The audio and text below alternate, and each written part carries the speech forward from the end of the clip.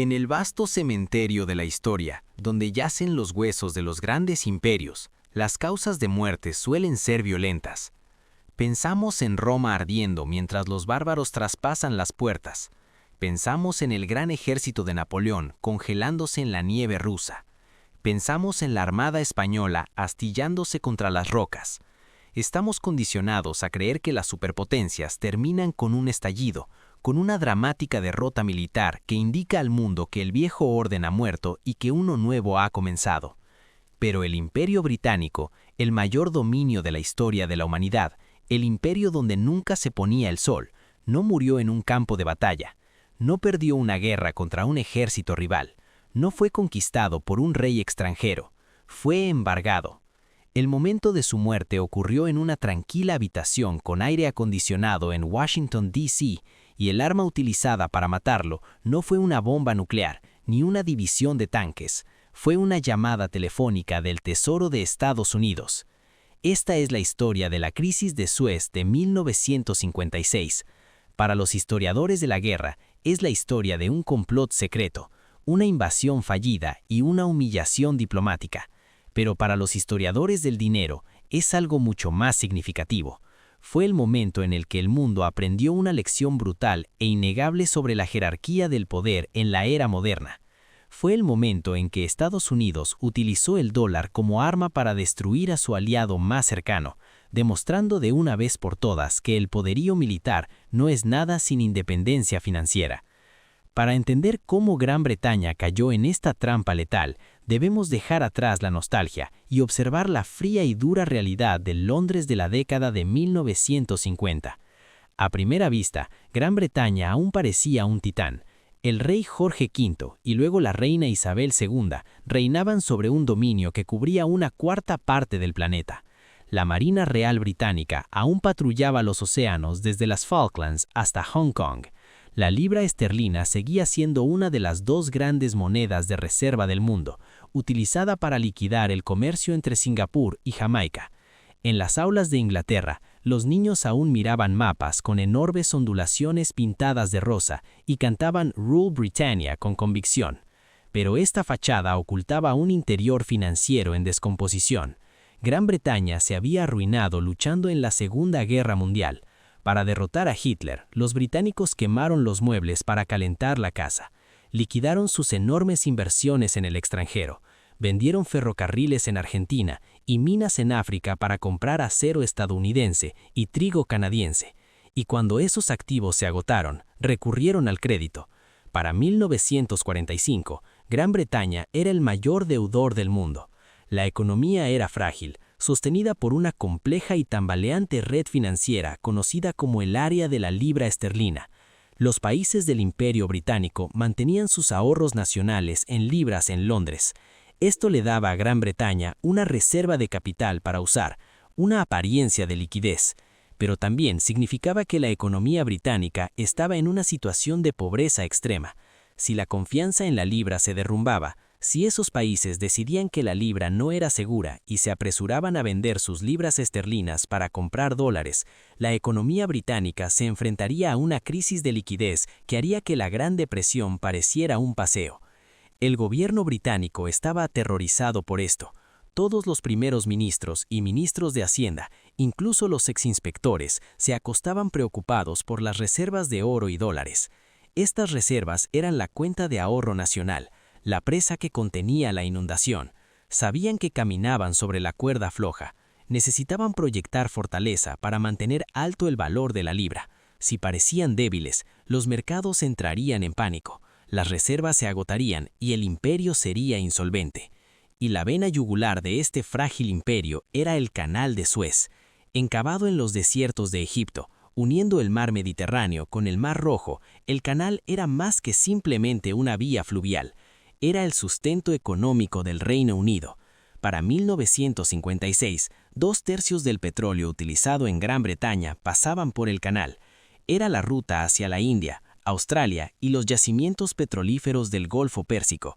Técnicamente, el canal era propiedad de la Compañía del Canal de Suez, una corporación privada controlada por accionistas británicos y franceses. Era un remanente de la época colonial, un pedazo de Egipto que pertenecía a Europa. Era un estado dentro del estado, que operaba con sus propias leyes y sus propios beneficios, la mayoría de los cuales fluían hacia el norte, a París y Londres, sin pasar por el pueblo egipcio. Para el primer ministro británico, Anthony Eden, el canal era sagrado. Eden era un hombre de la vieja escuela, un aristócrata y diplomático que había vivido el trauma de la década de 1930. Había visto lo que sucedía cuando el mundo apaciguaba a dictadores como Mussolini y Hitler. Creía que el nacionalismo agresivo debía ser confrontado, no consentido, y en 1956 encontró a su nuevo dictador en Gamal Abdel Nasser. Nasser era el carismático y apasionado nuevo presidente de Egipto. Él representaba la creciente ola de nacionalismo árabe. Quería liberarse de las ataduras del dominio colonial. Quería modernizar su país.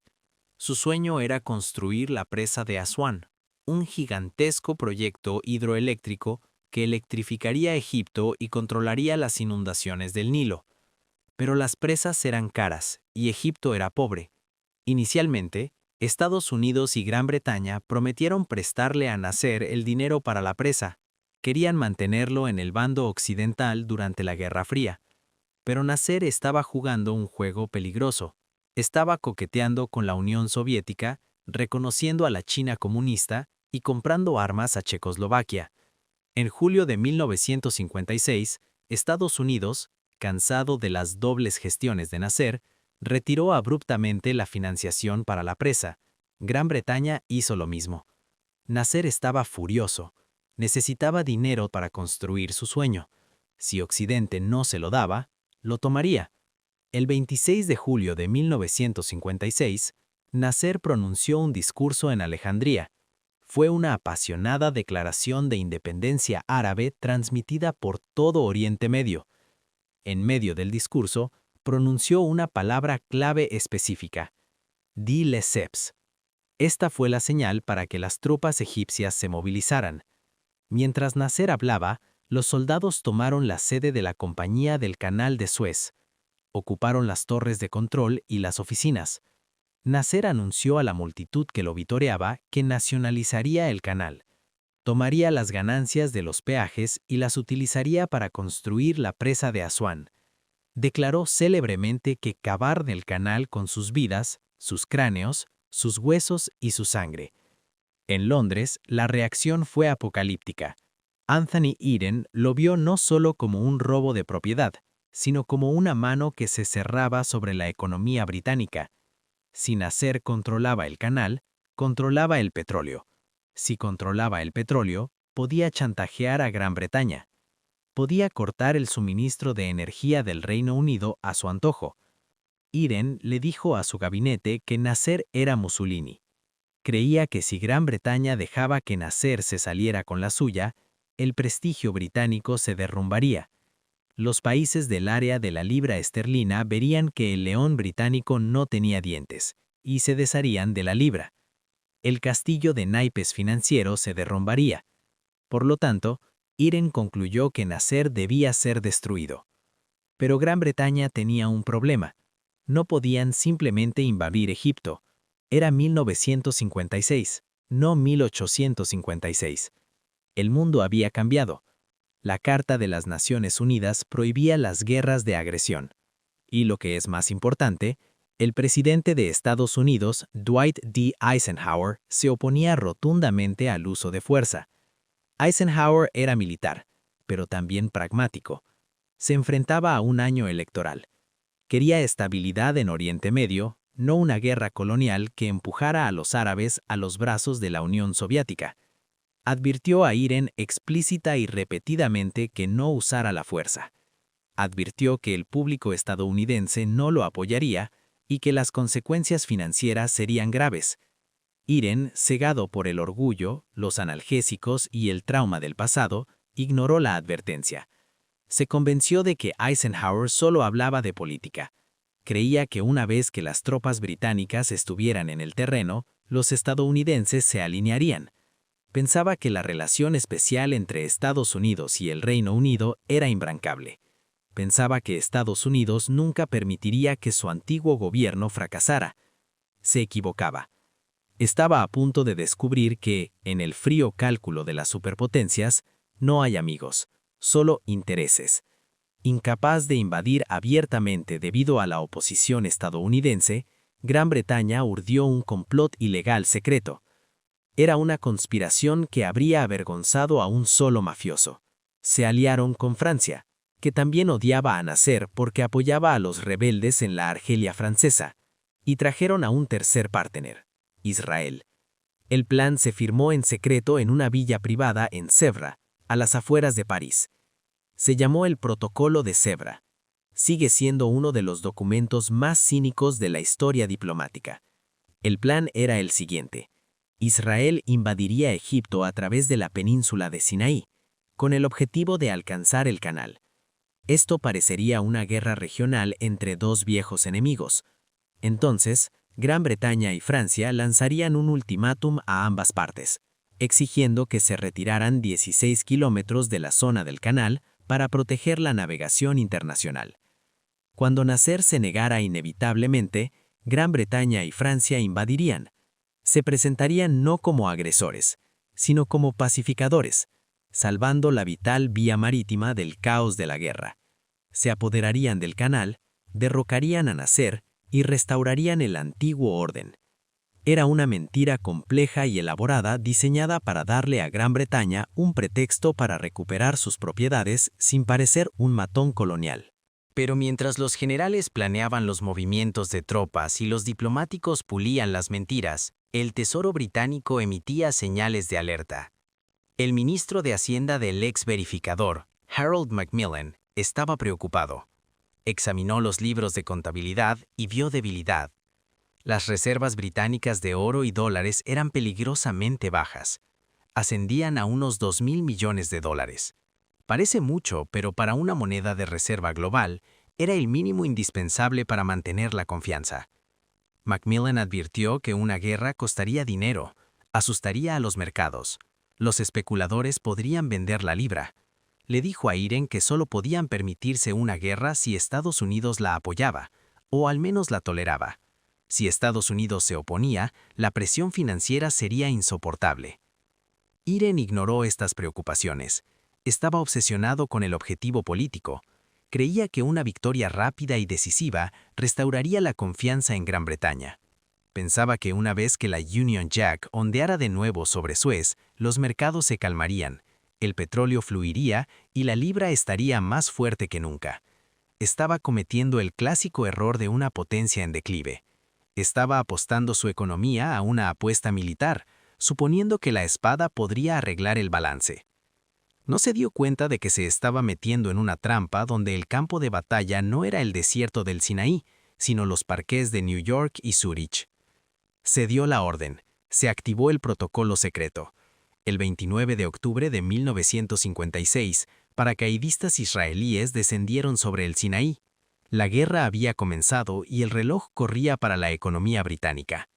El león estaba a punto de rugir, pero había olvidado que era el águila americana quien pagaba su comida. La colisión entre el antiguo imperio del territorio y el nuevo imperio del dinero estaba a punto de ocurrir, y el resultado cambiaría al mundo para siempre. El 30 de octubre de 1956, un día después de que las fuerzas israelíes cruzaran la frontera hacia la península del Sinaí, la trampa se activó.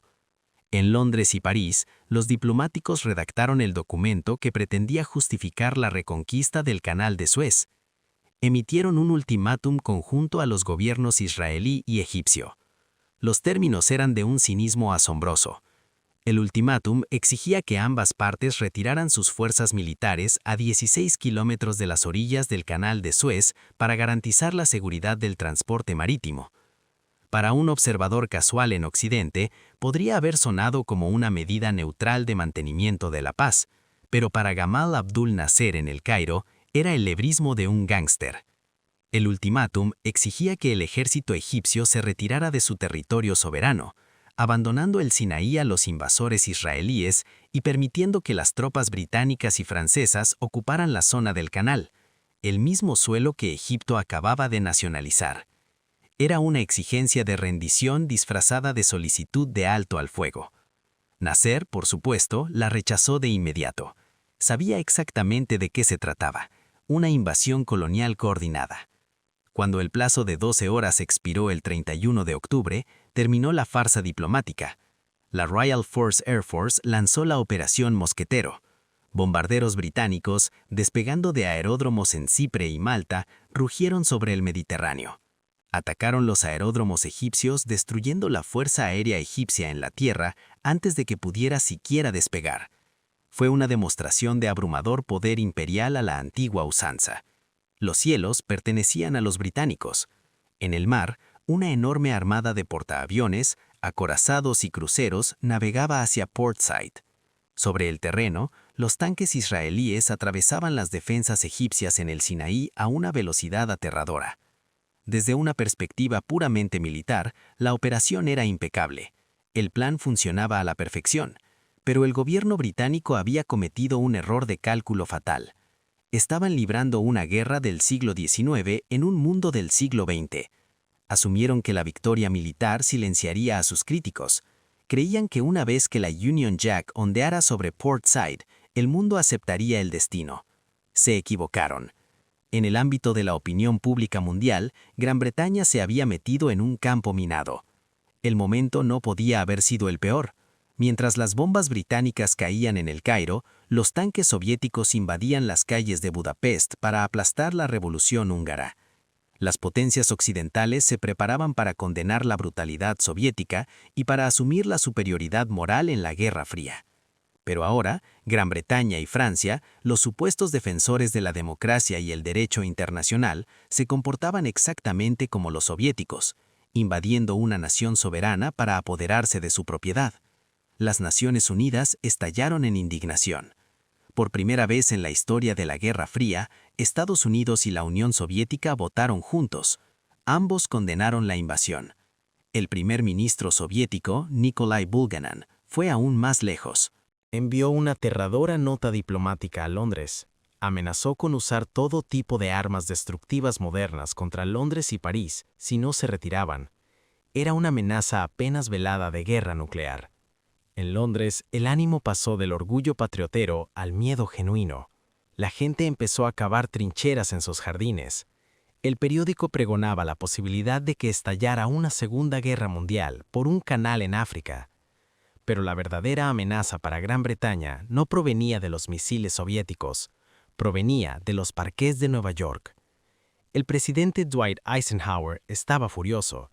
Se sentía personalmente traicionado por Anthony Eden. Había advertido explícitamente a los británicos que no usaran la fuerza. Se le había ocultado el protocolo secreto con Israel y Francia. Él vio la invasión como un anuncio colonial imprudente, una aventura que amenazaba con empujar a todo el mundo árabe a los brazos de los comunistas. Apenas unos días antes de enfrentarse al electorado estadounidense, Eisenhower decidió dar a los británicos una lección inolvidable. No ordenó a la Armada estadounidense interceptar la flota británica. No amenazó con bombardear Londres. Simplemente llamó a su secretario del Tesoro, George Humphrey. La orden era simple: quebrar la libra. El ataque financiero estadounidense comenzó silenciosamente, pero con una eficacia devastadora. Era un nuevo tipo de guerra, invisible para los soldados en tierra, pero letal para el Estado que los enviaba. La Reserva Federal y los bancos privados estadounidenses comenzaron a vender sus tenencias de libras esterlinas. Inundaron los mercados globales con libras esterlinas en cantidades masivas. Al mismo tiempo, los especuladores en Zúrich, París y Nueva York olieron la sangre. Vieron que Gran Bretaña estaba librando una guerra que no podía permitirse contra los deseos de la superpotencia económica mundial. Entraron en pánico. Todos querían dejar la libra esterlina y apostar por los dólares. El valor de la libra comenzó a desplugarse. Bajo las reglas del sistema de tipo de cambio fijo, el Banco de Inglaterra estaba legalmente obligado a defender el valor de la moneda. Tuvieron que comprar las libras que todos los demás vendían. Para ello, tuvieron que utilizar sus preciadas reservas de oro y dólares estadounidenses. La fuga fue catastrófica. Gran Bretaña perdía millones de dólares en reservas cada día. La cuenta nacional de ahorros, Los fondos necesarios para comprar alimentos y combustible para la población se estaba agotando. En las salas de guerra del gabinete en Londres, la atmósfera pasó de la confianza al terror.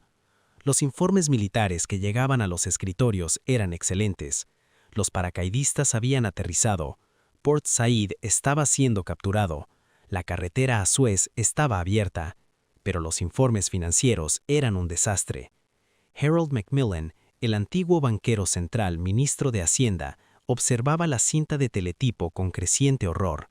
Vio cómo las reservas caían hacia la crítica marca de los $2.000 millones. Conocía la mecánica del colapso mejor que nadie. Sabía que una vez que las reservas llegaran a cero, la libra tendría que devaluarse o flotar. Si eso sucedía, la zona de la libra se desintegraría. Gran Bretaña no podría importar trigo para hacer pan. La economía se detendría. El gobierno caería. Desesperado, Macmillan intentó conseguir un salvavidas. Gran Bretaña era miembro fundador del Fondo Monetario Internacional. Tenían importantes fondos depositados ahí. Era su dinero y tenían derecho a retirarlo en caso de emergencia. Macmillan contactó con la sede del FMI en Washington para solicitar una retirada inmediata de 561 millones. Era una suma enorme, suficiente para estabilizar los mercados y financiar la guerra. Pero el FMI no respondía a Londres, respondía a Washington. Cuando los representantes británicos presentaron la solicitud, se encontraron con un muro de piedra. Los funcionarios del Tesoro estadounidenses, actuando bajo órdenes directas de la Casa Blanca, les dijeron a los británicos que el préstamo estaba en suspenso. Fueron directos. Dijeron que Estados Unidos bloquearía cualquier ayuda financiera al Reino Unido hasta que se ordenara un alto al fuego y se retiraran las tropas. Entonces, Eisenhower retorció el cuchillo. Hizo saber a través de canales diplomáticos secretos que si Gran Bretaña no detenía la guerra, el gobierno estadounidense comenzaría a vender sus propias masivas tenencias de bonos del gobierno británico. Esto desencadenaría un impago soberano. Llevaría al gobierno británico a la bancarrota instantánea. Fue un chantaje financiero a escala global. Estados Unidos estaba apuntando una pistola a la cabeza de la economía británica. El 6 de noviembre de 1956, el gabinete británico se reunió en Londres. Fue una de las reuniones más dramáticas de la historia. Afuera, las noticias eran victoriosas. Los paracaidistas británicos avanzaban por el canal. Estaban a solo unos días de apoderarse de todo el largo de la vía fluvial. Estaban ganando la guerra. Pero dentro de la sala, Harold Macmillan soltó la bomba. Se puso de pie y le dijo al primer ministro, Anthony Eden, que el país era técnicamente insolvente. Dijo que tenían reservas de oro para quizás unos días más. Después de eso, no podrían pagar sus importaciones, no podrían pagar el petróleo, no podrían defender la moneda. La decisión era difícil. Podían tener el canal de Suez o una economía que funcionara. No podían tener ambas cosas. Anthony Eden estaba destrozado. Era un hombre enfermo. Su cuerpo estaba repleto de anfetaminas para mantenerse despierto y analgésicos para sobrellevar la agonía de una operación fallida de cálculos biliares. Había apostado toda su carrera, su reputación y el honor de su país en esta operación. Creía que estaba luchando contra un nuevo Hitler en Nasser. Creía que estaba salvando el alma del imperio, pero no podía luchar contra el dólar. La lógica del dinero se impuso a la lógica de la guerra. El gabinete examinó las cifras. Se dieron cuenta de que sin el apoyo financiero estadounidense, la libra esterlina se convertiría en papel moneda sin valor en una semana. Votaron a favor de aceptar un alto el fuego. La orden fue enviada a tropas en Egipto. El comandante británico sobre el terreno, el general Stockwell, estaba atónito. Estaba ganando. Tenía a los egipcios en la fuga. Sus tanques estaban listos para avanzar hacia el sur, y ahora le ordenaban que los detuviera a solo 37 kilómetros del objetivo final. A la medianoche del 6 de noviembre, los cañones enmudecieron. La operación Mosquetero había durado apenas unos días. Gran Bretaña había humillado a Nasser militarmente, destruyendo su fuerza aérea y su ejército, pero Nasser había destruido a Gran Bretaña política y financieramente. La humillación fue total.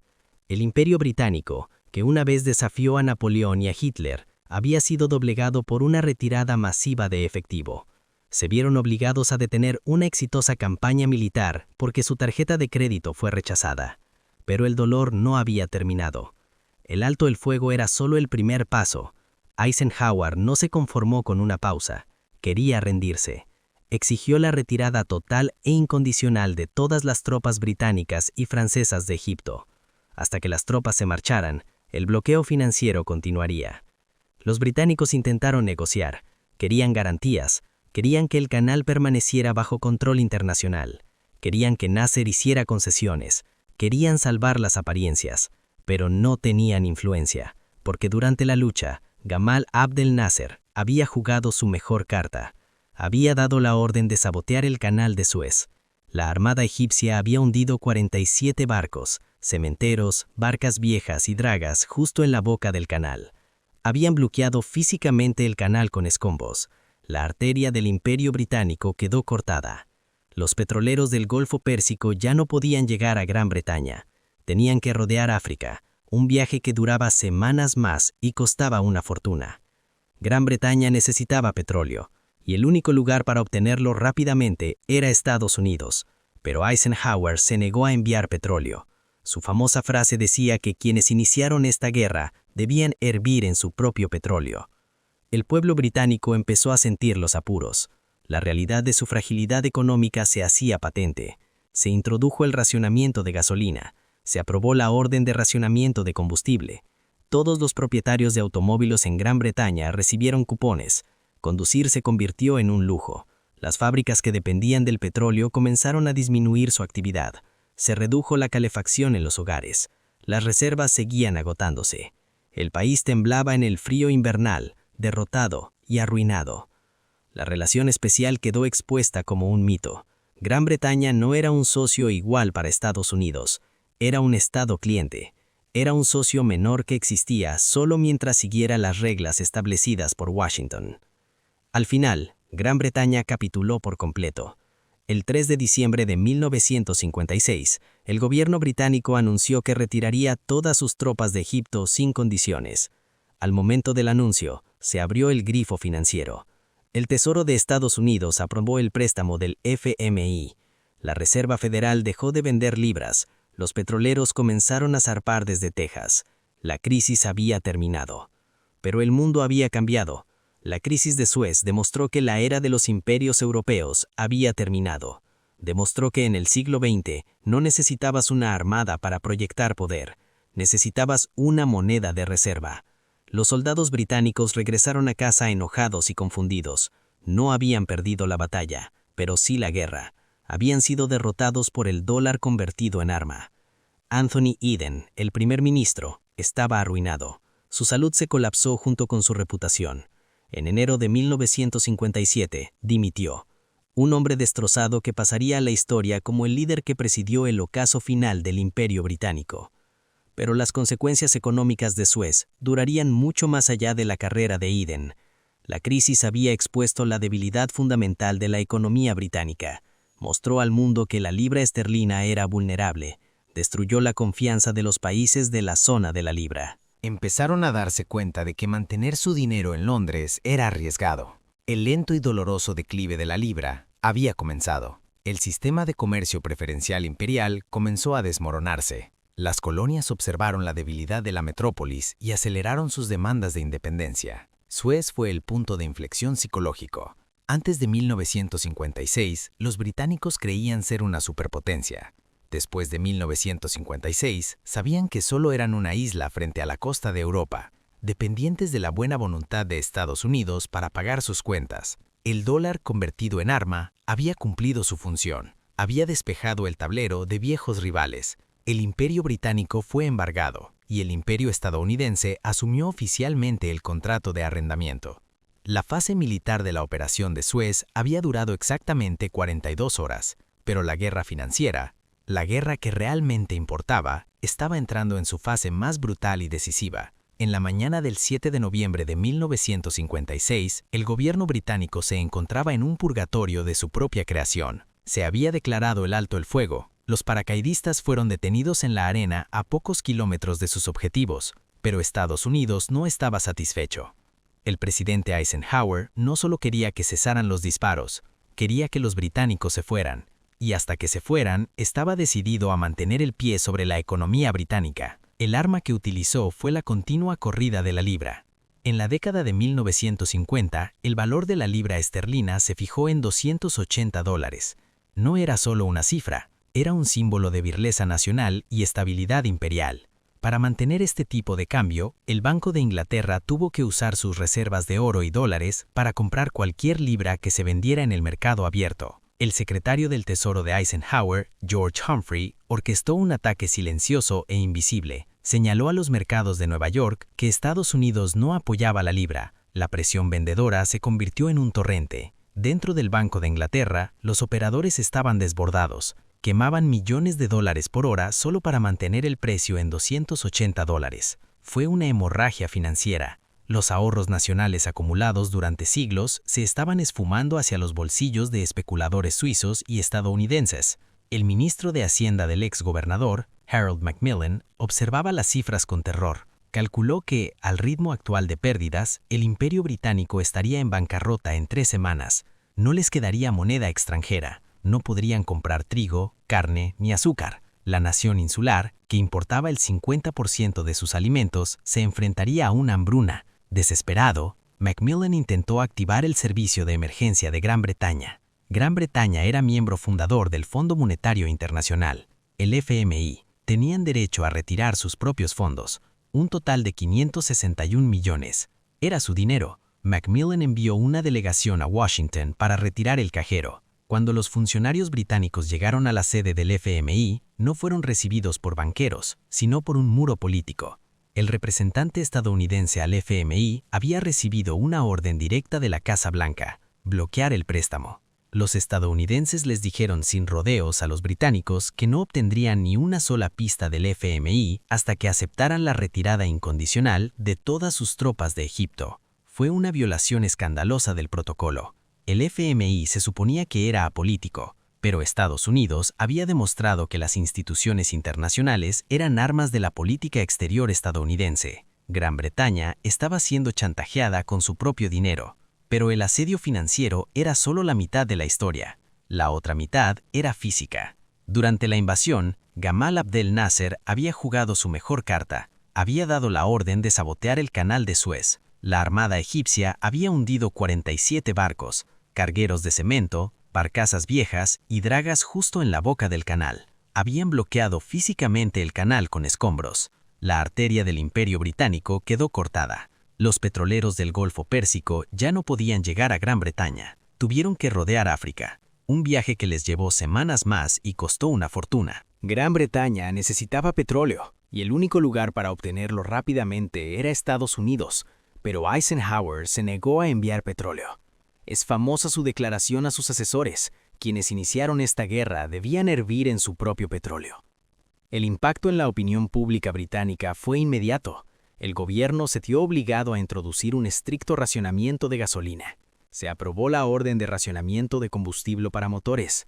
Todos los propietarios de automóviles en Gran Bretaña recibieron cupones. Conducir se convirtió en un lujo. Las calles de Londres se vaciaron de coches. Las fábricas que dependían del petróleo para calefacción o electricidad comenzaron a cerrar.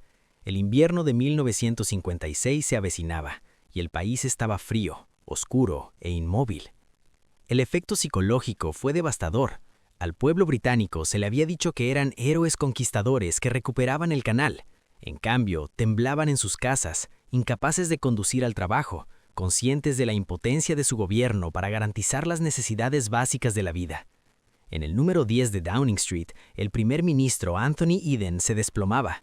El estrés de la invasión, sumado a la vergüenza de la reprimenda estadounidense, destruyó su salud. Vivía a base de benzadrina para mantenerse despierto y barbitúricos para dormir.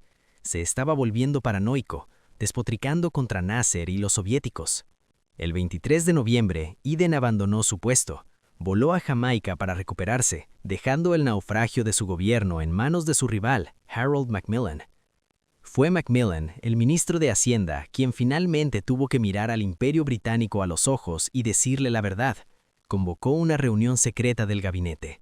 Expuso las hojas de cálculo, mostró a los ministros las menguantes reservas de oro. Les mostró las reservas de petróleo. Les dijo que podían quedarse en Suez y convertirse en una nación del tercer mundo, o podían irse y salvar la libra. La elección no era elección alguna. El sueño del poder imperial se hizo añicos contra la dura roca de la contabilidad. El 3 de diciembre de 1956, el ministro de Asuntos Exteriores británico se puso de pie en la Cámara de los Comunes. La Cámara guardó silencio. Anunció que el gobierno de Su Majestad había acordado retirar todas las tropas de Egipto sin condiciones. No habían derrocado a Nasser, no habían asegurado el canal. No se garantizaba el control internacional, simplemente se marchaban. Era la primera vez en la historia que un ejército británico se retiraba de una zona de combate sin ser derrotado en batalla.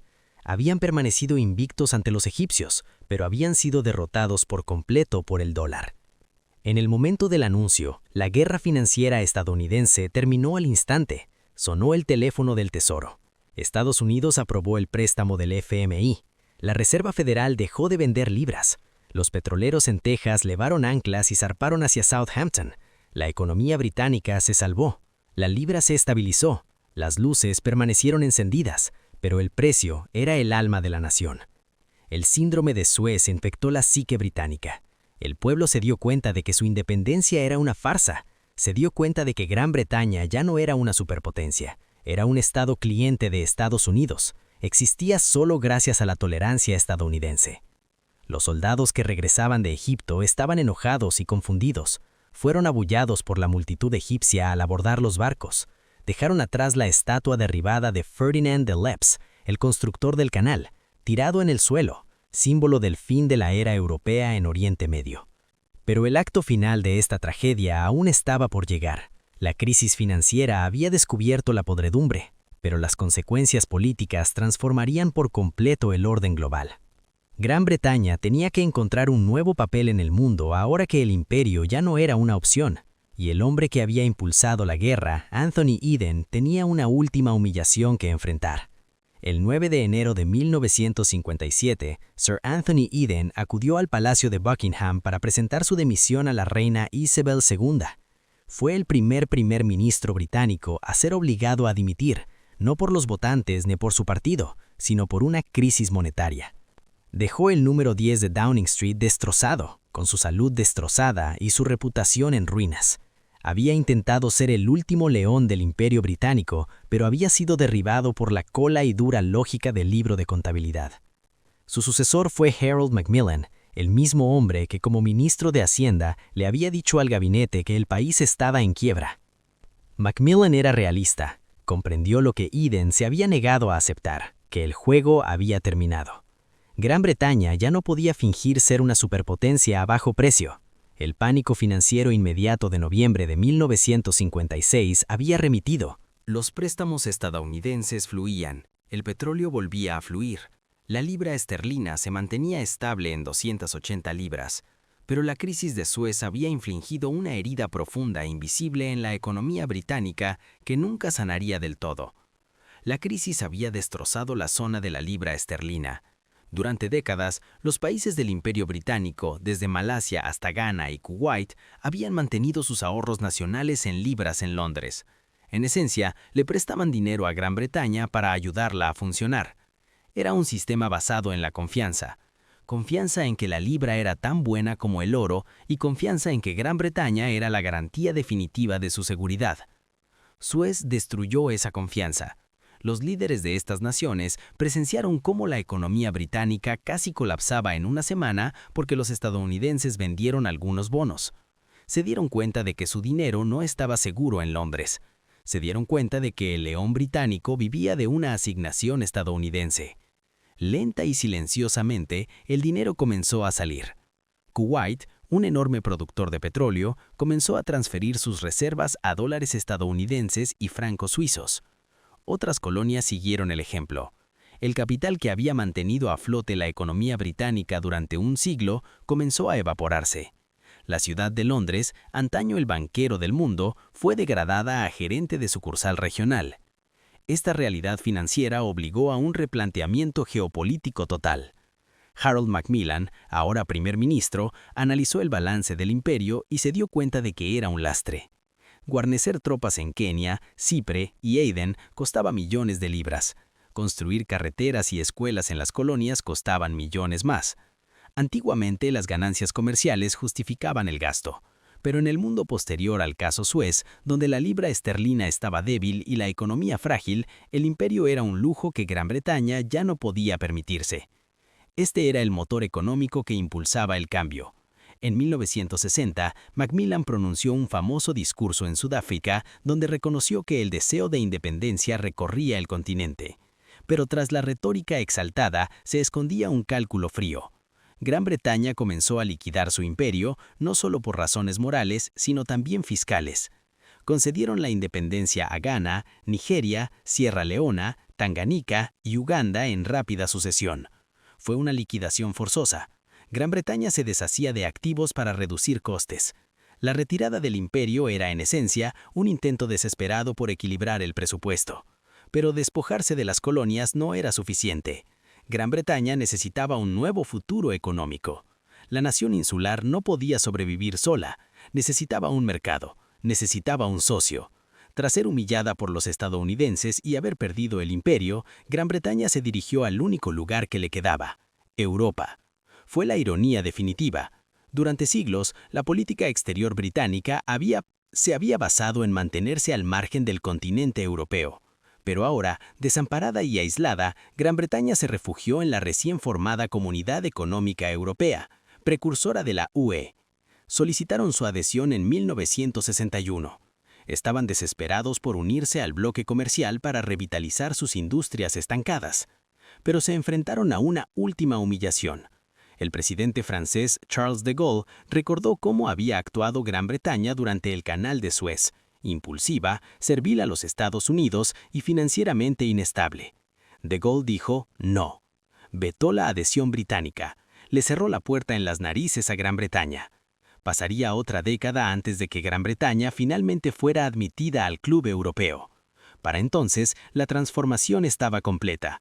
El imperio global había desaparecido, reemplazado por una nación europea de tamaño mediano que luchaba contra la inflación, las huelgas y una moneda que eventualmente tendría que devaluarse una y otra vez. La crisis de Suez fue el punto de inflexión del siglo XX para Gran Bretaña. Fue el momento en que la resaca de la Segunda Guerra Mundial finalmente se disipó y el pueblo británico se miró al espejo y vio quiénes eran en realidad. No eran romanos, no eran los mastros del mundo. Eran una nación disodiente que vivía en una casa con corrientes de aire intentando mantener las apariencias. Pero la lección de Suez va más allá de Gran Bretaña.